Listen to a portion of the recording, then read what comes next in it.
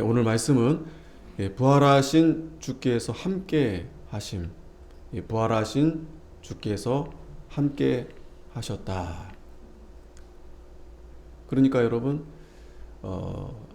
예수님이 제자들과 3년 반 이렇게 동행하셨는데 이제 그런 시간들이 있었고, 그러니까 그때는 이제 제자들이 이제 예수님을 믿고 이제 믿음으로 예수님을 따르던, 그러니까 신앙의 어떤 예, 그러니까 초반이라 보면 예수님의 십자가의 죽으심은 예, 이들에게 굉장한 어떤 시험일 수도 있었던 그런 상황이었죠.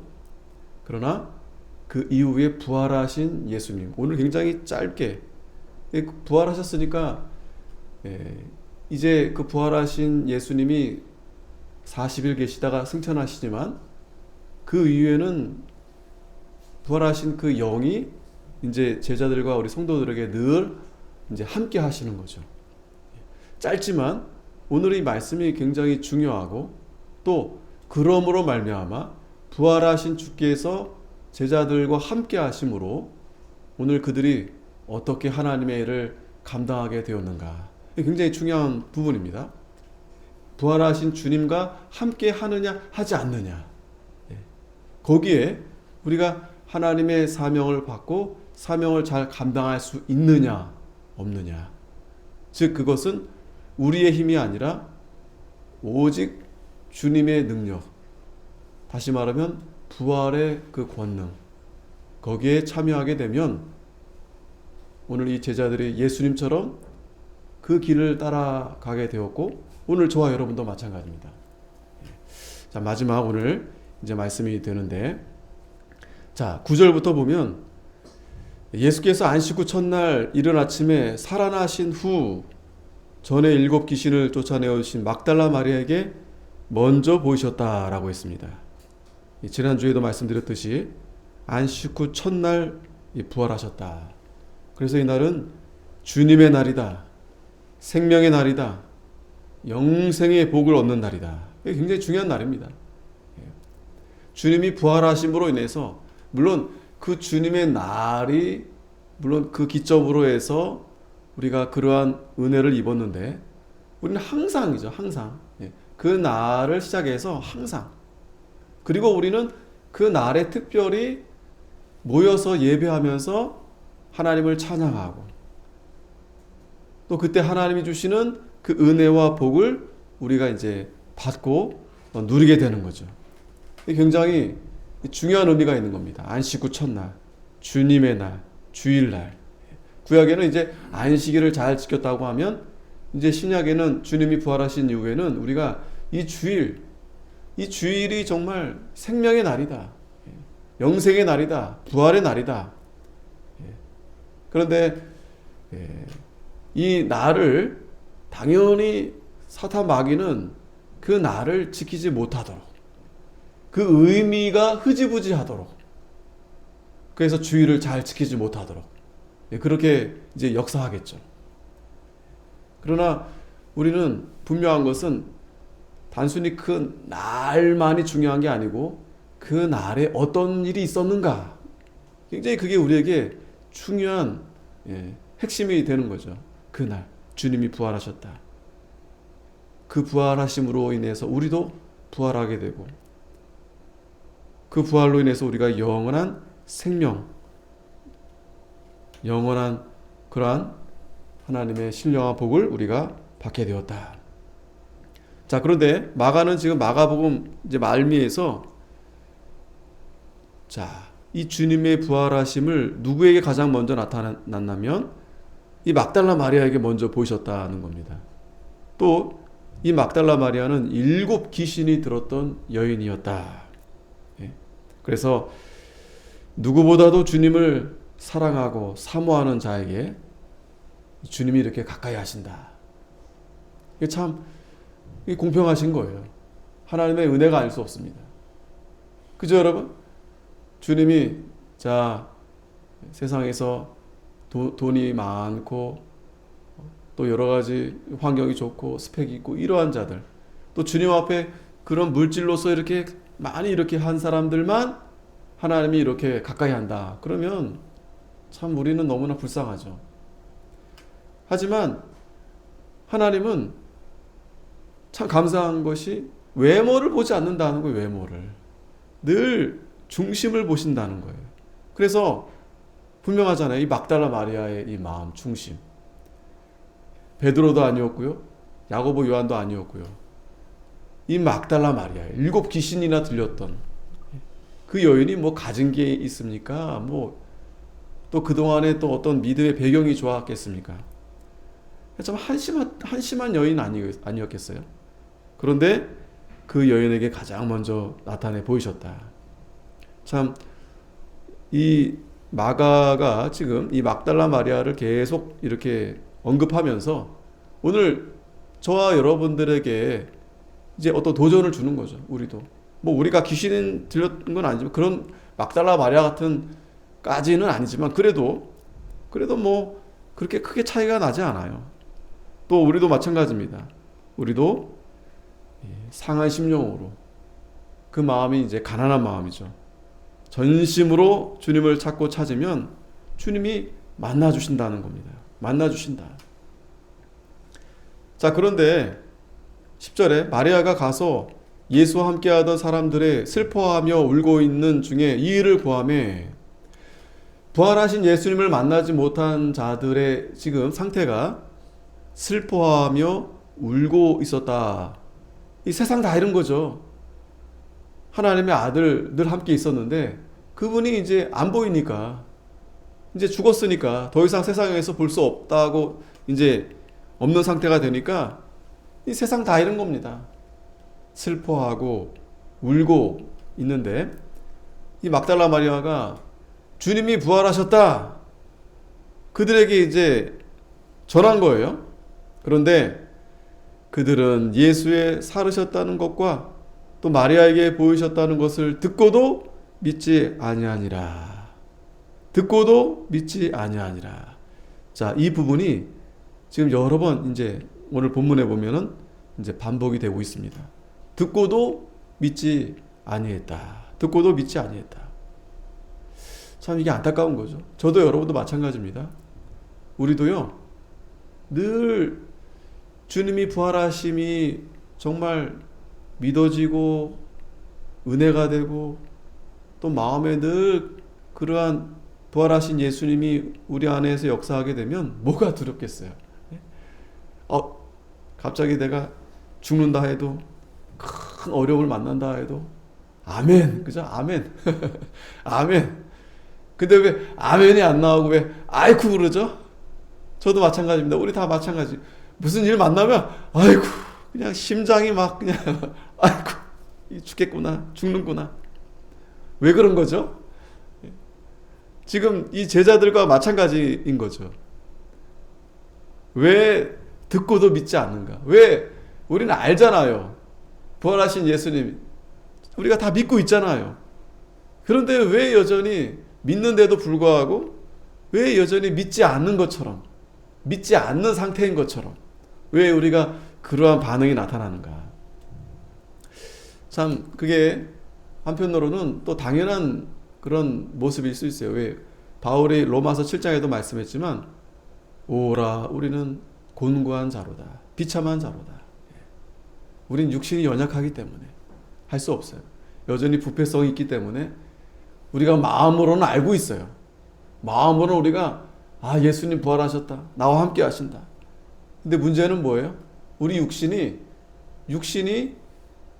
그러한 아직 우리가 완전한 상태에 이르지 못했기 때문에 그 부패성으로 인해서 계속 이 육신은 자꾸 땅으로, 그러니까 죄로, 세상으로 마음이 그렇게 끌려가는 겁니다. 그러니까 이 제자들도 지금 믿지 못한 이유가 두려움 때문에 그런 거죠. 두려움. 왜? 예수님이 죽었기 때문에. 그 죽음. 우리도 죽겠구나. 그 두려움, 불안함. 그러나 분명한 건 우리 성도들은 일시적으로 그런 두려움이 있을 수 있어요. 불안함이 찾아옵니다. 매 순간 그 불안함과 두려움 속에 우리가 사는 거예요. 갈등하는 겁니다. 그런데 그건 일시적이다. 일시적이다. 그래서 예수님이 마지막 살아 계셨을 때에도 당부했습니다. 누가복음 21장 34절에 같이 한번 읽겠습니다. 시작. 너희는 스스로 조심하라. 그렇지 않으면 방탕함과 술 취함과 생활의 염려로 마음이 둔하여지고 뜻밖의 그날이 덕과 같이 너에게 임하리라. 아멘. 조심하라. 조심해야 돼요, 여러분. 우리가 이 마음이 분명히 부활하신 주님과 늘 함께하고 또 하나님의 법을 사모하고 천국을 기다리면서 분명히 우리 중생한 영은 그러한 상태입니다. 그렇게 하늘을 바라보고 주님 앞에 가기를 원하고, 그런데 우리 육신이 그러지 않는다라는 거예요. 그렇게 되면 우리는 조심해야 된다. 왜? 우리 육신이 자칫 방탕하거나 술 취하거나, 근데 대개는 방탕함과 술 취함은 좀 웬만하면 우리 성도들이 좀 거리가 있죠. 그러나 그러한 자들도 있을 수 있습니다. 근데 대부분은 이 생활의 염려. 그래서 이 부분이 예수님이 그 씨 뿌리는 비유의 설명도 마찬가지입니다. 씨 뿌리는 비유. 그래서 그 씨가 길가에 떨어지는 거, 또 바위에 떨어지는 거, 또 가시덤불 떨어지는 거, 그 상태, 다 그 상태예요. 그 상태. 근데 그 세 번째가 이제 가시떨기에 떨어지는 거죠. 재리와 염려, 걱정, 또 세상에서 마음이 취해 있고 그런 상태. 그러면 마음이 둔하여진다. 근데 여러분, 이거는 참 어려운 거예요. 왜? 이스라엘 백성들도요, 출애굽하면서 그 광야의 여정 가운데서도 마음이 둔해지는 겁니다. 마음이 둔해지는 거예요. 그러니 여러분, 광야를 건너 이스라엘 백성들 마음도 굳어지는데, 둔해지는데, 그 이상하잖아요? 그럴 수가 있을까요, 여러분? 예를 들어서 우리가 홍해를 건넜어요. 홍해 건너기 전에도 하나님의 그 10번의 이적을 봤죠. 마지막에는 그 장자가 죽는 죽음, 그 죽음까지도 면해서 이스라엘 백성들이 이제 출애굽하는데 홍해를 건넜죠. 낮에는 구름 기둥, 밤에는 불 기둥. 이거 신기한 일 아니겠어요? 하늘에 또 만나가 내려옵니다. 반석에서 물이 나고요. 그런데도 여전히 목이 곧아서, 여전히 마음이 강팍해져서 하나님 말씀 잘 순종하지 않는 겁니다. 자, 그래서 조심해야 된다. 이 제자들에게도 겟세마네 동산에서 기도할 때에도 조심하라 그러셨잖아요. 시험에 들지 않도록 깨어 있어라. 그러니까 우리가 기도하지 않으면 마음이 둔해지는 겁니다. 그러니까 가만히 있으면 우리가 마음이 둔해집니다. 3일 동안도 마음이 계속 둔해집니다. 세상에 있으면서 둔해질 수밖에 없어요. 이런 뉴스 보고 또 이런 여러 가지 또 개인적인 그런 삶 가운데서 마음이 둔해집니다. 그건 당연한 거예요, 여러분. 우리 육신이 이 세상에 속해 있기 때문에 이 세상은 거룩한 세상이 아니에요. 그러니 여러분 생각해 보세요. 거룩하지 않은 세상에 사는데 더럽혀지지 않게 했어요? 더럽혀지는 거죠. 흙탕물에 여러분, 하얀 옷 입고 흙탕물에 들어가면 금방 시커멓게 다 때타고 더러워지는 겁니다. 그렇기 때문에 우리가 거기서 벗어나지 않으면 마음이 둔해지는 겁니다. 조심해야 되는 거예요. 조심하는 방법은 기도하는 겁니다. 깨어 있어야 되고 또 하나님 말씀을 붙들어야 되고, 그렇지 않고 기도하지 않고 깨어 있지 않고 시험에 들면 마음이 둔해지는 겁니다. 마음이 둔해져요. 할 수 없어요. 그래서 누가복음 21장 36절에도 예수님 그 말씀하시면서 너희는 장차 올 이 모든 일을 능히 피하고 인자 앞에 서도록 항상 기도하며 깨어 있어라. 그러니까 조심하라는 얘기예요. 먼저 조심해야 된다. 우리 마음이 세상에 빼앗기지 않도록. 그러니까 막 여러 가지 걱정될 일들이 얼마나 많습니까? 예. 개인적으로도 육신의 연약함 때문에 또 여러 가지 이 세상 살면서 불안하죠. 불안 안 한 사람이 어디 있습니까? 바보가 아닌 이상요, 여러분. 제정신이 아니고서는 맹정신으로 살 수 없어요. 그 당연한 겁니다. 불안한 게 당연한 거예요. 네? 정상적인 어떤 이성을 가진 사람이라면 당연히 걱정해야 됩니다. 걱정이 들어옵니다. 걱정 안 하는 게 이상한 거예요. 그런데 우리는 어떻게 하면 부활하신 주님의 그 평안 가운데 살 수 있는가? 기도해야 된다. 기도해야 된다. 항상 기도해야 된다. 깨어 있어야 된다. 그렇지 않으면 주님이 주신 그 평안 우리가 평안 없이 사는 겁니다. 이 세상이 주는 평안이 아니다라고 했어요. 뭐 명상을 한다. 명상. 요즘 뭐 그런 여러 가지 철학, 사상 이런 것들이 막 들어와가지고 왜 온 세상이 막 복잡하고 그러니까 물질적으로는 점점 이렇게 발전을 하는데 이 사람이 정신적으로 너무 힘들어지는 거예요. 그러니까 이제는 예전에는 그러니까 가난하고 힘들 때는 물질적인 걸 사람들이 다 이렇게 찾으러 애썼단 말이죠. 근데 이제 그게 충족이 되니까 이제는 정신적으로 너무 힘든 거예요. 정신적으로. 그러니까 여러분 몸이 피곤하면 정신은 맑아져요. 그게 참 진리입니다. 몸이 피곤하면 정신이 맑아져요. 근데 몸이 편해지면 정신이 이제 막 복잡해지는 겁니다. 그게 이제 왜 그러겠어요? 원래 처음에 하나님이 그렇게 만든 건 아니죠.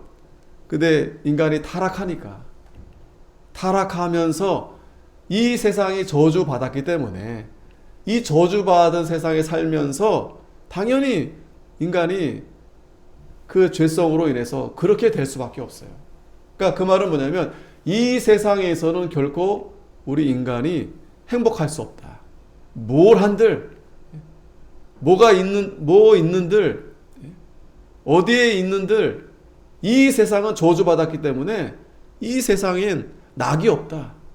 그게 정답입니다. 그게 말씀이에요. 그러니까 우리 성도들이 자꾸 거기에 기웃거리면 안 된다는 거예요. 어디 가면 좋나? 어디 뭘 해야 내가 마음이 평안할까? 아닙니다. 정말 중요한 것은 우리 마음이 하나님으로부터 늘 항상 깨어 있어야 되고 기도해야 되고 하나님 말씀과 가까이 있어야 된다. 그리고 뭐 여러 가지 할 수는 있어요. 뭐 운동도 안 하고 뭐 가만히 그건 아니죠. 그러니까 가장 중요한 것은 하나님과의 관계. 다윗도 마찬가지입니다. 다윗도 마찬가지예요. 하나님과의 관계가 바로 되니까 다윗을 중심으로 하나님이 그 사람들을 이렇게 불러주는 거예요. 그런데 여러분 하나님과 함께 하지 않아도요. 사울 왕 같은 경우도 사람들이 옆에 다 붙어 있습니다. 근데 그 사람들은요, 왜 붙는 거겠어요? 하나님 때문이 아니라 자기를 위해서 사울에게 붙는 거예요. 자기 욕심 때문에. 그러면 결국 어떻게 되겠어요? 결국 많이 모였어도 결국에는 거기서 각자 그 욕심 갈등이 있기 때문에 하나가 될 수가 없어요. 하나가. 근데 다윗이 뭐 구걸한 것도 아니고요. 제발 좀 찾아와. 그것도 아닙니다. 하나님과의 관계가 바로 되니까 바로는 떳떳합니다. 모인 그 성도들에게, 모인 그 백성들에게 정직하게 말하는 거예요. 진실되게 말하는 거예요. 그런 지도자가 돼야 하나가 될 수 있고 그 하나가 됨으로 인해서 옳은 길로 그 모인 자들이 다 그죠 평안함을 누리게 되는데 그렇지 못하면 결국에는 무너질 수밖에 없는 겁니다. 자, 결국엔 우리가 하나님 앞에 하나님과의 관계가 중요하다. 깨어 있어야 된다. 그리고 디모데후서 1장 7절에도 하나님이 우리에게 주신 것은 두려워하는 마음이 아니다. 오직 능력과 사랑과 근신하는 마음이다. 두려워하는 마음이 아니다. 그런데 여러분, 이 두려운 마음을 하나님 주신 건 아니지만, 거듭 반복적으로 설명드리면 이 두려움이 우리에겐 있을 수밖에 없다. 그죠? 그리고 이 두려움 때문에 우리는 어찌 보면 하나님 앞에 더 가까이 나아가게 되는, 또 그러한 또 하나님이 또 섭리로 우리를 인도해 주시는 거예요. 두려움이 하나도 없다. 나는 막 항상 막 담대하다. 그러면 어떻게 되겠어요? 교만해질 수 있어요, 여러분. 두려움이 없으면 좋겠으나 두려움이 없을 수 없어요. 그러니까 우리는 늘 두려움 가운데서, 또 두려움이 있는 상태에서 살기 때문에, 그러니까 하나님 앞에 엎드릴 수밖에 없는 겁니다. 하나님 앞에 전적으로 우리가 의뢰할 수밖에 없는 거예요. 그러면 하나님이 우리에게 능력과 사랑과 근신하는 마음, 여기서 보세요. 근신하는 마음, 조심하는 마음, 능력도 주시고 또 사랑도 주시고 또 근신하는 마음도 하나님이 우리에게 주신다라는 겁니다. 자, 제자들이 이 두려워할 수밖에 없는 이유가 다른 데 있지 않습니다. 우리도 마찬가지예요. 우리도 똑같습니다. 이미 부활하신 지 2000년 지났는데도 여전히 우리는 어떤 일을 만나게 되면, 어떤 어려운 일, 또 이 큰 일을 만나면 이 제자들처럼 마치 예수님 부활 안 하신 것처럼, 그러니까 나는 정말 예수님의 도움을 전혀 받지 못하는 자인 것처럼, 그러한 절망, 그런 두려움 가운데 우리도 때론 처할 수 있다라는 겁니다. 자, 그리고 나서 본문 다시 들어오면요, 12절에 그 후에, 자, 막달라 마리아가 이제 제자들에게 전했는데 믿지 않은 겁니다. 그 후에 저희 중 두 사람이 걸어서 시골로 갈 때 예수께서 다른 모양으로 저에게 나타나셨다. 자, 우리가 잘 아는 이제 엠마오로 가는 이제 두 제자 이야기입니다. 이제 요 본문이 이제 누가복음에는 좀 자세하게 설명이 돼 있어요. 24장 13절에 보면, 거기 보면은 저희 중 둘이 예루살렘에서 25里되는 엠마오라 하는 촌으로 가면서 이 모든 된 일을 서로 이야기하더라. 저희가 서로 이야기하며 문의할 때 예수께서 가까이 이르러 저희와 동행하시나 저희의 눈이 가리워져서 그인 줄 알아보지 못하거늘. 자, 여기서도 지금 이 엠마오로 가는 이 두 제자의 상태, 아직 부활하신 주님을 만나지 못한 상태이죠. 지금 이제 만나게 됐지만, 그러나 아직 여전히 그들이 깨닫지 못한 가운데 있으니까 옆에 주님이 함께 하는데도 주님을 알아보지 못하는 겁니다. 왜? 눈이 가리워져 있기 때문에. 눈이 가리워져 있으니까 알지 못하는 거예요. 그러니까 예수께서 이르시되 너희가 길 가면서 서로 주고받고 하는 이야기가 무엇이냐 하시니 두 사람이 슬픈 빛을 띠고 머물러 서더라. 슬픈 빛. 자, 이게 바로 부활하신 주님과 함께하지 않는, 그러니까 부활하신 주님을 믿지 못하는 이러한 모습을 보여주는 겁니다. 이 사람들이 다른 사람들이 아니에요. 예수님의 제자들입니다. 제자들인데 부활하신 주님을 아직 그들이 만나보지 못한 그런 가운데서 얼굴 빛이 지금 슬픈 빛이 가득합니다. 그 슬픈 빛 때문에 그들의 눈이 가리워져 있는 거예요. 영적인 눈, 믿음의 눈. 그러니까 여러분, 우리도 자꾸 걱정, 염려, 두려움, 그 마음이 가득하면 어떻게 되는 거예요? 우리 눈이 가리워지는 거예요. 믿음의 눈이 자꾸 이렇게 가리워지는 겁니다.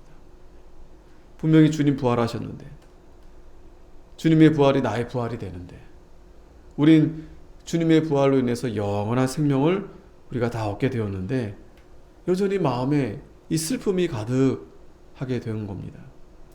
이때 예수님이 같이 예수님이 있는데 알아보지 못하는 가운데 있는데 예수님이 얼마나 마음이 안타까웠겠어요. 얼마나 좀 서운하지 않겠어요. 그런 제자들에게 말씀하시는데 25절에 가라사대 미련하고 선지자들의 말한 모든 것을 마음에 더디 믿는 자들이요.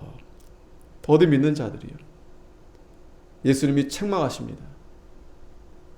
그러니까 여러분, 우리가 왜 믿음이 왜 우리가 적은가? 미련해서 그래요. 미련해서 그렇습니다. 왜 하나님 말씀을 잘 깨닫지 못하는가? 우리 마음이 주님의 말씀을 사모하고 해야 되는데 그러지 않는다라는 거예요. 이게 무슨 말입니까?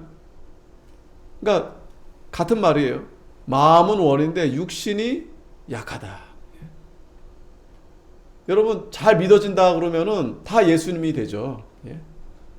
다 예수님, 이 세상에서 다 성자가 이미 됐죠. 한편으로는 우리가 다 이러한 존재다라는 것을 예수님이 우리에게 분명하게 직시해 주는 거예요. 우리가 미련하구나. 그래, 내가 미련하구나. 이 예수님의 책망을 우리가 달게 받아야 됩니다. 또 이게 필요합니다. 이게 필요한 거예요. 내가 미련한 줄 알아야 됩니다. 내가 믿음이 없구나. 내가 믿음이 적구나. 그렇기 때문에 우리가 말씀을 잘 깨닫지 못하는 겁니다. 잘 깨닫지 못하는 거예요. 우리 마음이 완악하기 때문에. 자꾸 우리는요, 육신의 자꾸 경험을 따라가려고 그래요. 경험을. 그게 우리의 육신을 가진 모든 인간의 반응이 당연한 거예요. 어찌 보면 당연한 거예요. 그러니까 죽음 앞에서 그 죽음을 두려워하지 않고 그렇게 받아들인다? 그거는 여러분, 그럴 사람 하나도 없어요. 그러니까 지금 당장 너 죽인다 했을 때 그 죽음을 정말 아무렇지도 않게 받아들인다? 그럴 수는 없어요. 예수님도 그 십자가 앞에서 그 나의 잔을 이 잔을 마시지 않게 해달라고 하잖아요. 기도하잖아요. 그 십자가를 잘 감당하려고 예수님이 간절히 기도하시잖아요. 이 죽음이라는 것은 여러분, 그만큼 이 하나님의 이 심판이기 때문에 가장 큰 두려움이 있을 수밖에 없어요. 두려움이 있을 수밖에 없습니다. 그렇기 때문에 그러한 우리가 두려움 앞에서 당연히 우리 육신적인 경험, 육신적인 생각이 먼저 앞설 수밖에 없어요. 그러니까 믿음은 그 뒤로 가는 겁니다. 믿음은 그 뒤로 가는 거예요. 뒤에 있는 거예요. 믿음은. 어떻게 해서든지 지금 내가 처한 이 어려움을 내가 경험적으로, 이성적으로 어떻게 해결해야 될까? 그게 앞서다 보니까 뭐가 오기 시작합니까? 두통이 오는 거예요. 두통이. 야, 이거 어떻게 해야 되지? 이거 어떻게 하다면 내가 이 일을 어떻게 해결해야 될까? 이 두통이 오는 거예요. 그러면 그 두통이 어떻게 가시할 수 있을까? 해열제 먹으면 되는데, 두통약 먹으면 되는데, 그 두통약 같은 말씀이 바로 예수님 우리에게 말씀해요. 이 미련하고 선지자의 말한 모든 것을 마음에 더디 믿는 자들이요. 이 말은 뭐예요? 그러니까 하나님 앞에 우리가 회개해야 된다라는 회개. 내가 미련하구나. 내가 믿지 못하는, 내가 아직도 깨닫지 못했구나. 지금 내가 지금까지 많은 말씀을 듣고 신앙생활을 해왔는데 아직도 내가 이 말씀 하나 내가 아직도 깨닫지 못했구나. 그러면서 주님이 무슨 말씀하냐면 그리스도가 이런 고난을 받고 자기의 영광에 들어가야 할 것이 아니냐. 그 엠마오로 가는 두 제자에게 예수님이 십자가 부활에 대한 말씀을 다시 해주시는 거예요. 그들은 도대체 예수님의 고난과 십자가가 이해가 되지 않았어요. 이해가 안 되죠, 여러분. 이해가 될 수 없는 거예요. 하나님 말씀은 물론 우리가 이성적으로 어느 정도는 우리가 받아들여지게 되지만, 그러나 이 말씀 자체가 하나님의 말씀이기 때문에 영으로, 그러니까 성령께서 깨닫게 해주셔야 되는 거예요. 성령께서. 그러니까 예수님이 지금 어두워진 그 두 제자들의 깨닫지 못한 두 제자들에게 분명하게 말씀해 주시는 겁니다. 여기서도 중요한 건 뭐냐면 그 주님은 부활하신 주님, 부활하신 주님이 지금 깨닫게 말씀해 주시는 거예요. 그러면 자, 오늘 우리들은 누가 말씀해 줍니까? 부활하신 예수님이 이미 승천했잖아요. 자, 주님이 뭐라 말씀했냐? 내가 이제 잠깐 있다 떠나게 되지만 내 뒤에 누가 오신다? 보혜사 성령이 오신다. 보혜사 성령. 그러니까 오늘 우리는 걱정 안 해도 돼요. 왜? 보혜사 성령이 지금 주님이 부활하신 주님이 제자들에게 말씀하신 것처럼 또 이후에도 주님이 승천하신 이후에도 마찬가지입니다. 이 제자들에게 누가 말씀해 주시느냐? 성령께서 말씀해 주시는 겁니다. 성령께서. 오늘 저와 여러분도 마찬가지로 성령께서. 핵심은 뭐예요? 바로 그리스도가 고난을 받고 그리고 십자가에서 죽으신 다음에 부활하시고 영광에 들어가신다는 겁니다. 그게 핵심입니다. 복음의 핵심. 그러니까 그 십자가와 부활 너무나 잘 아는 말씀이잖아요. 너무나 기본적인 말씀인 거잖아요. 그런데 이 말씀이 성령께서 우리에게 분명하게 우리에게 깨닫게 해 주실 때, 가령 우리가 고난에 처했을 때 예수님의 십자가가 밝히 보여지는 겁니다. 나 때문에 예수님이 저 십자가에 달리셨구나. 그러면 내가 받는 이 고난은 아무것도 아닌 거예요. 그 십자가의 그 능력으로 우리가 받는 고난, 이건 뭐 예수님이 다 감당해 놓으셨는데, 또 주님의 그 부활의 권능, 그게 참으로 믿고 깨달아지니 우리는 살아도 주를 위해서, 죽어도 주를 위해서. 참 감사하다. 잠시 우리가 어떤 그 두려움 때문에 슬퍼할 수는 있는데 그건 정말 일시적인 것이고, 하나님의 은혜로 성령의 감동으로 인해서 이 말씀이 깨달아짐으로 인해서 아멘, 주여, 감사, 찬양 하게 된다라는 겁니다. 그러면서 예수님이 자세하게 또 이제 말씀해 주시는 거예요. 성경에 대해서 자세하게. 그 엠마오로 가는 두 제자에게 부활하신 예수님이 자세하게 말씀해 주시는 겁니다. 자, 요점은 뭐예요? 해결하는 방법은 말씀이다. 말씀만이 우리가 이 세상의 모든 문제를 해결할 수 있는 바로 그 열쇠, 말씀이다. 말씀밖에 없다. 그리고 그 말씀을 지금 부활하신 예수님께서 말씀해 줬지만 성령께서 그 말씀을 우리에게 잘 가르쳐 주실 때, 잘 깨닫게 해 주실 때 우린 이 세상의 모든 문제가 다 해결될 수밖에 없어요. 그래서 우리는 그 말씀을 따라가야 되는 겁니다. 말씀에서 찾아야 되는 거예요. 문제를, 해결 방법을. 딴 데 찾지 말고. 뭐 어디 가서 기도를 받는다. 뭐 어디 가서 뭘 한다. 그거 얼마나 어리석은 일 아니겠습니까? 지금 부활하신 주님이 마지막까지 지금 알려주시는 거잖아요. 그들에게 뭘 말해줍니까? 말씀을 말해주는 거예요. 말씀. 말씀에 있다. 오직 말씀이다. 오직 주님의 십자가, 부활, 그걸 너희가 잘 믿고 깨달으면 다 해결이 되는 거예요. 요한복음 14장 25절에도 내가 아직 너희와 함께 있어서 이 말을 너희에게 하였거니와 보혜사 곧 아버지께서 내 이름으로 보내실 성령, 그가 너희에게 모든 것을 가르치시고 내가 너희에게 말한 모든 것을 생각나게 하시리라. 성령께서 우리에게 가르쳐 주시고 생각이 나야 되는 거예요. 그게 생각이 안 나니까, 여러분, 성령께서 감동이 되지 않으니까. 왜 감동이 안 되겠어요? 우리 마음이 지금 세상의 염려 때문에 마음이 둔해져 있기 때문에 그래요. 기도하지 않으니까 그런 겁니다. 깨어있지 않으니까 그런 겁니다. 조심하지 않으니까.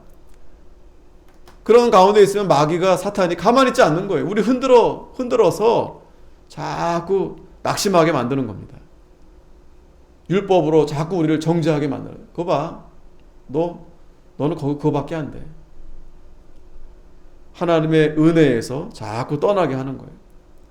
그런데 성령께서 우리에게 가르쳐 주시고 성령께서 우리에게 생각나게 하신다. 그러면 평안을 너에게 끼치노니, 그러면 우리 마음의 평안, 부활하신 예수님이 제자들에게 평안할지어다, 그 평안, 세상이 주는 것 같지 아니하고 너희는 마음에 근심도 말고 두려워하지도 말라. 이 주님의 이 참된 평안이 우리에게 넘치게 되는 겁니다. 평안. 그러니까 자꾸 다른 데 가서 찾으려고 그러면 안 돼요. 분명히 우리가 지금도 한편으로는 자꾸 낙심이 됩니다. 그럴 수밖에 없어요. 하지만 그런 가운데 있지만 그렇기 때문에 더 하나님 앞에 엎드리고 기도하고 하나님을 전심으로 찾고 말씀을 붙들고 사모하고, 그러면 하나님이, 성령 하나님이 우리에게 가르쳐 주는 거예요. 두려워하지 마라. 걱정하지 말아라. 내가 너와 함께한다. 너가 함께한다. 우리가 하나님으로부터 그 말씀을 자꾸 들어야 되겠는데, 그 말씀을 자꾸 사람에게 위로받고 싶고 뭔가에게 물질로 막 이렇게 받고 싶고 하니까 그게 안 되는 거예요. 해결이 안 되는 겁니다. 근데 우리 육신은 자꾸 그걸 좋아해요. 누가 나를 위로해주면 좋고, 누가 나에게 뭘 해주면 좋고, 우리 몸은 당연히 그걸 거기에 반응하게 돼 있어요. 그렇게 안 해주니까 자꾸 서운하고 섭섭하고 자꾸 외롭다 그러고 우울증 걸리고 자꾸 우울하다 그러고. 그러나 분명히 부활하신 주님께서 말씀해 주시는 겁니다. 성령께서 가르쳐 주실 것이다. 깨닫게 해 주실 것이다. 그때 우리에게 평안을 주신다. 자, 이 두 제자가 깨달은 거예요. 아, 주님 맞습니다 하고 보니까 주님이 사라졌어요. 그리고 이 두 제자가 이제 다시 돌아갑니다. 자, 본문 13절 이제 그 말씀이에요. 다 돌아갔어요. 돌아가서 이제 남은 제자들에게 이제 이야기를 합니다. 그런데 역시 믿지 아니하니라.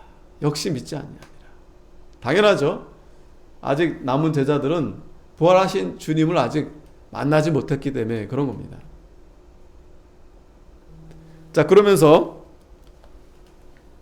누가복음의 그 말씀 다시 보면, 저희의 가는 촌에 가까이 가면 예수는 더 가려는 것 같이 하시니 저희가 강건하여 가로되 우리와 함께 유하사이다. 때가 저물어 가고 날이 이미 기울었나이다 하니 이에 저희와 함께 유하로 들어가시니라.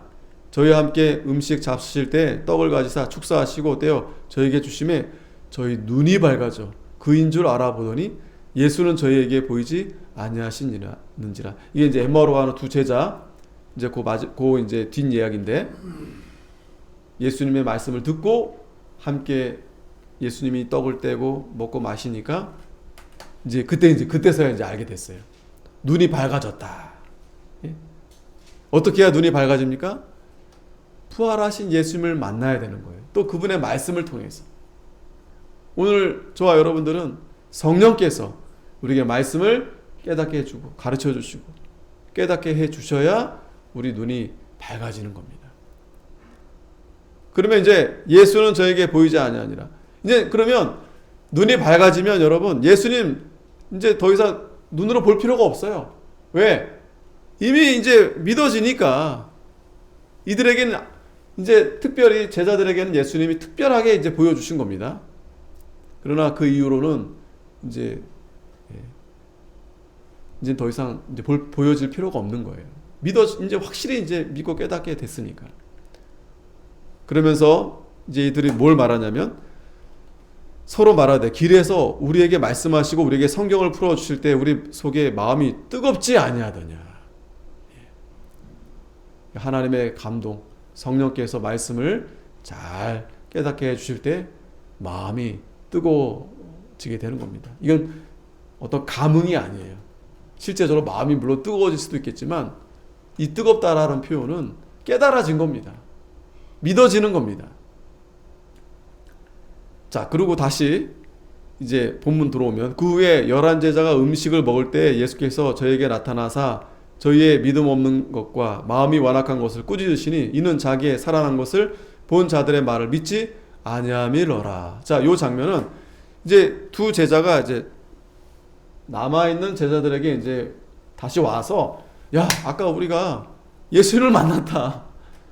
그런데 여전히 그들이 이제 믿지 못하는 거죠. 거기에 예수님이 이제 나타나신 겁니다. 그리고 또 역시 책망하신 거예요. 믿음이 없다. 믿음이 없다. 왜 믿음이 없는 거예요? 마음이 완악하니까. 이 마음이 완악해지면 믿음이 없는 거예요. 믿음이 없어지는 거예요.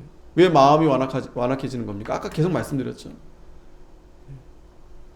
여러 가지 두려움 때문에 걱정, 근심, 또 방탕함, 술 취함, 여러 가지 이유가 있지만 결국에는 이 마음이 완악하게 되는 것은 우리가 조심하지 않기 때문에, 기도하지 않았기 때문에, 시험에 들면 마음이 완악해지는 거예요. 하나님의 은혜로부터 자꾸 멀어지려고 하는 겁니다. 예수님이 책망해 주시는 겁니다. 우리도 말씀으로 우리에게 책망해 주시는 거예요. 부활하신 예수님이 지금 저와 여러분에게 책망해 주시는 겁니다. 아, 마음이 완악하구나. 아직도 깨닫지 못하느냐. 자, 이렇게 책망해 주시면서 그들에게 이제 사명을 주십니다. 가서 만민에게 복음을 전하라.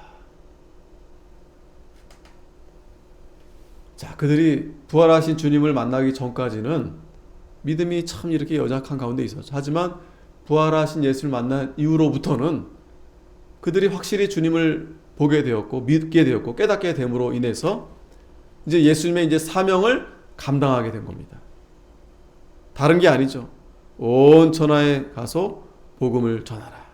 그러면 믿고 세례를 받는 사람은 구원을 얻을 것이고 믿지 않는 사람은 정죄를 받을 것이다. 자, 이게 참 하나님의 엄청난 능력인 거죠. 복음을 전하는데 그 복음을 전함을 믿고 세례 받으면 구원을 받는다라는 거예요. 그러나 믿지 않으면 심판을 받는다. 정죄를 받는다. 자, 그러면서 믿는 자들에게는 이런 표적이 따르리니 곧 저희가 내 이름으로 귀신을 쫓아내며 새 방언을 말하며 뱀을 집으며 무슨 독을 마실지라도 해를 받지 아니하며 병든 사람에게 손을 얹은 나으리라 하시더라. 자, 요 부분 있잖아요. 이게 이렇게 이제 예수님이 말씀해 주시니까 마치 오늘날도 믿는 사람들 하면 다 우리 말하는 거잖아요. 우리가 주님을 참으로 믿으면 이런 표적이 계속 따른다라고 이제 전하는 거예요. 잘못 전하는 거죠. 그러니까 여전히 귀신도 쫓아내고 방언도 말하고 또 뱀을 집으며 무슨 독을 마실 자도 해를 받지 아니하고 병든 사람에게 손을 얹으면 막 나았고 신유은사, 치유은사. 요즘 굉장히 이 일은 예전부터 있었어요. 계속 있었어요. 요 본문을 얘기하면서 다 이렇게 할 수 있다라고 말을 하는 겁니다. 근데 그것은 잘못된 해석입니다. 왜요? 이런 이 표적이 뭔지를 알아요. 표적이 왜 필요한 겁니까? 자, 결국 구약의 말씀은 그 많은 표적이 있었잖아요. 그 표적은 결국 예수 그리스도가 오실 것이다. 그리고 예수님이 십자가에 달려 죽으실 것이다. 다시 부활하실 것이다. 그러니까 구약의 모든 표적은 다 그거였어요. 그거. 예수님이 십자가에 달려 죽으시고 부활하실 것이다. 그래서 그것이 다 이루어졌기 때문에 이제 더 이상 그 율법의 어떤 의식이나 어떤 이런 규례들은 이제 다 지키지 않죠. 이제 왜? 다 예수님이 십자가의 부활의 그 표적을 보여오셨기 때문에. 그런데 예수님이 지금 그리고 나서 왜 부활하신 다음에 이 말씀을 왜 또 하셨을까요? 제자들에게 지금 아직까지 이 표적이 필요하기 때문에 그런 겁니다. 왜? 결국에는 이 표적은 예수 그리스도가 표적의 이제 완성인데, 이게 무슨 말씀이냐면 이제 성경이 계시가 되면 그 성경 말씀을 이제 전할 때 성령께서 가르쳐 주시고 깨닫게 해주시면 되는 거예요. 뭐 방언을 말하고 뭐 귀신 쫓고 이런 거는 사실은 되게 구차한 겁니다. 이렇게까지 할 필요 없어요. 하실 필요가 없어요. 그런데 제자들에게는 아직 성경이 이 계시가 완성이 되지 않은 상태이기 때문에 자, 이런 표적이 따르게 하신 겁니다. 아시겠죠? 그러니까 귀신 쫓아내고 뭐 방언을 말하고 뭐 막 사람 병 고치고 이런 일들은 성경이 완성이 되기 전에, 이 성경이 완성이 되기 전에, 즉 초대교회 때 아직까지 제자들에게 이러한 표적을 통해서 예수님의 복음을 전하게 하신 거예요. 지금도요, 물론 뭐 오지 있잖아요, 아프리카 있잖아요. 그런 데는 이런 역사가 간혹 나타나기도 합니다. 전혀 없진 않아요. 하지만 이제 성경이 이제 계시가 이제 완성된 이후로부터는, 이 성경이 이제 다 이제 계시가 된 이후로부터는 이제 더 이상 이런 일이 필요 없어요. 귀신 쫓아내는 일 필요 없어요. 또 병 고치고 나은 이런 표적이 이제 더 이상 방언 이런 건 이제 필요 없습니다. 왜? 성경이 다 이제 계시했으니까. 그러니까 이 말씀만 가르치고 보고 믿으면 되니까. 뭐 없는 귀신 뭐 만들어가지고 그럴 필요가 없다라는 거예요. 그렇게 할 필요가 없다라는 거예요.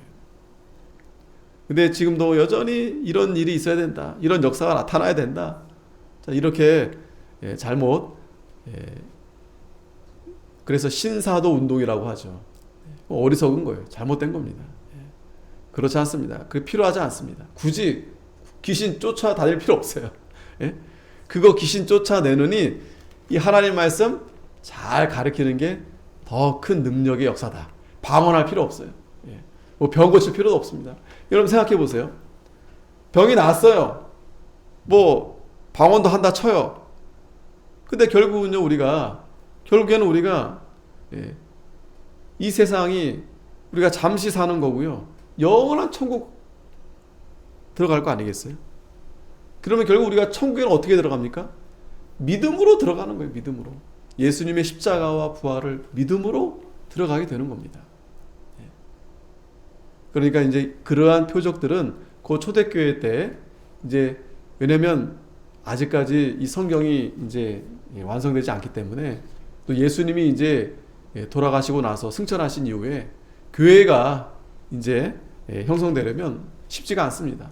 그래서 예수님의 제자들이 그러한 역사가 나타남으로 해서, 아, 예수님이 살아계시구나, 이제 그때는 그러한 표적들을 이제 보여주신 겁니다. 자, 그런데 중요한 건 뭐냐면, 예수께서 이제 말씀을 마치신 후에 하늘로 이제 승천하시고 하나님 우편에 앉으셨다. 이 하나님 우편, 능력의 자리고 하나님 아들의 자리입니다. 그러니까 예수님이 하나님의 아들이시다. 그리고 마지막 20절에 제자들이 나가 두루 전파할세 주께서 함께 역사하사 그 따르는 표적으로 말씀을 확실히 증거하시니라. 자, 여기 보면 주님이 함께 역사하신다. 이게 중요합니다. 주님이 함께 역사하신다. 그러니까 부활하신 주님 승천하셨지만 지금도 주님이 함께 역사하심으로 인해서 성령께서, 그러니까 삼위가 다 역사하시는데 특별히 부활하신 주님께서 계속 일하시는 거예요. 그리고 성령께서 우리에게 감화해 주셔서 하나님의 말씀을 확실히 증거하게 하시고, 또 깨닫고, 또 은혜 받고, 이러한 역사가 나타나도록 하신다라는 겁니다. 자, 오늘 이제 마가복음 이제 마쳤는데요. 그래서